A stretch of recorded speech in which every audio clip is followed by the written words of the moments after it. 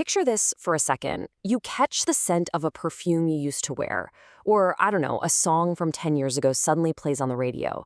Or maybe you're just endlessly scrolling through your phone and you stumble upon a faded photograph from high school. Instantly, you're hit with this unique, overwhelming mix of emotions. It's a universally warm feeling, right?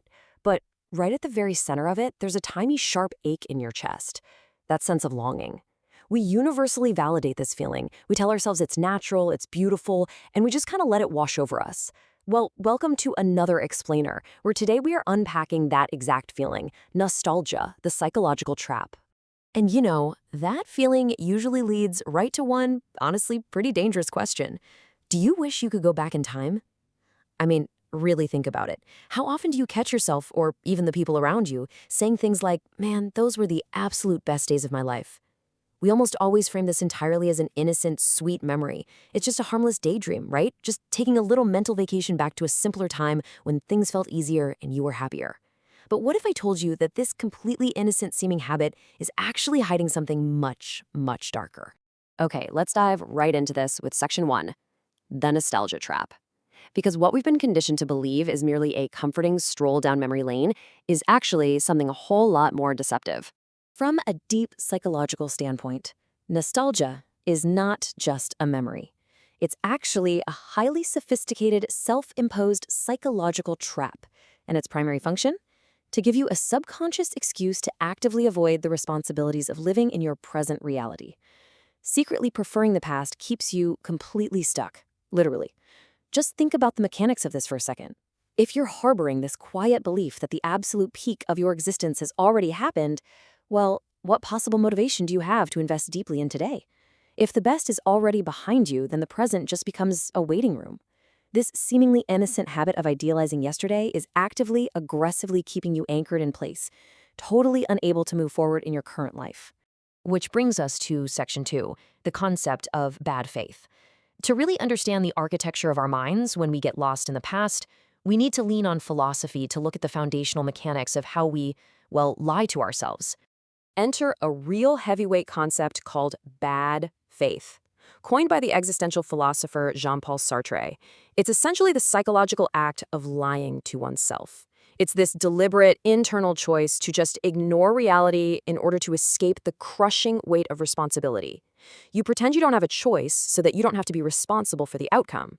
And if we look closely, nostalgia is arguably the most powerful, deceptive, and intoxicating form of bad faith there is.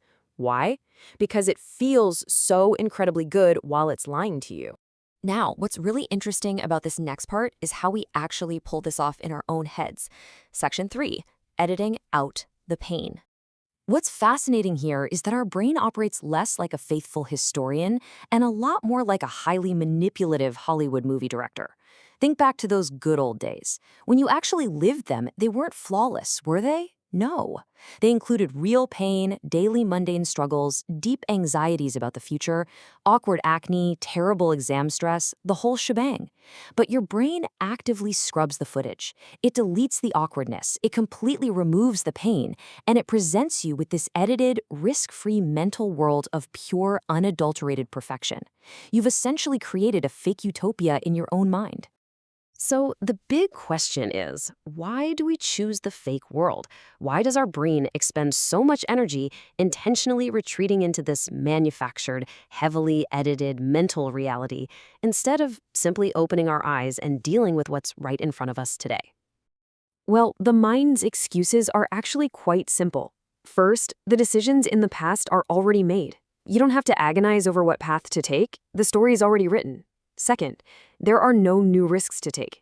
You already survived it, so your brain knows you're physically and socially safe. It's an environment of zero tension and pure comfort. The present, on the other hand, requires action. It requires stepping out into the unknown.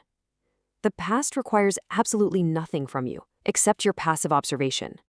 And that brings us to the core of the issue. Section 4, the fear of freedom. This right here is the ultimate central conflict of this entire explainer. We're perpetually caught in the psychological tug-of-war between the warm, effortless, static comfort of our edited past and the heavy, demanding, dynamic burden of freedom in our present. Why? Because freedom requires taking full responsibility. We spend our whole lives thinking we want absolute freedom, but psychologically speaking, freedom is terrifying. Freedom means your life is entirely in your own hands right now, in this very second. Taking full responsibility for your own joy, your own success, and your own current reality, man, that can shake you to your absolute core. It's a massive burden. So what does the mind do when it's overwhelmed by the terrifying freedom of the present? It gets scared, and it runs sprinting backward into the safe, structured space of the past. Which leads us into our final phase, Section 5, Escaping the Invisible Prison. Now that we understand the mechanics of this trap, we really have to look at the true cost of using your own history as a mental safety net. We need to see how a warm blanket of comfort eventually morphs into something that holds you captive. Let this sink in for a moment. Comfort doesn't just give peace. Sometimes it becomes an invisible prison. When you first retreat into nostalgia, you feel at peace. It completely soothes your present-day anxiety. But if you stay there, that comfort slowly, quietly hardens into an invisible cage around you. You stop growing, you stop engaging with the people right in front of you, you stop building new memories because you're just too busy obsessing over the old ones. The very thing giving you peace is the exact thing slowly destroying your future. So the crucial point is, how do we break free? Step 1. Stop waiting for life to magically feel meaningful. The magic of your past didn't just passively happen to you. You were younger, you were experiencing things for the very first time, you were actively living. Which leads straight to Step 2. Take action to make it meaningful yourself. You have to stop waiting for some feeling to rescue you and start taking active, deliberate responsibility for your current reality. You have to build the meaning today. I want to leave you with a really powerful, introspective challenge. What am I afraid of in the present that makes me hide in the past? I want you to really sit with that question today. Don't just brush past it.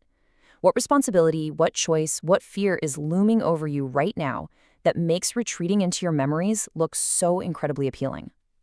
Finding the answer to that question is absolutely the key to unlocking your present. If this explainer challenged your perspective today, and if you're interested in diving even deeper into these profound psychological topics with us, make sure you hit subscribe. Our journey into understanding the mind is really just getting started. I'll see you in the next one.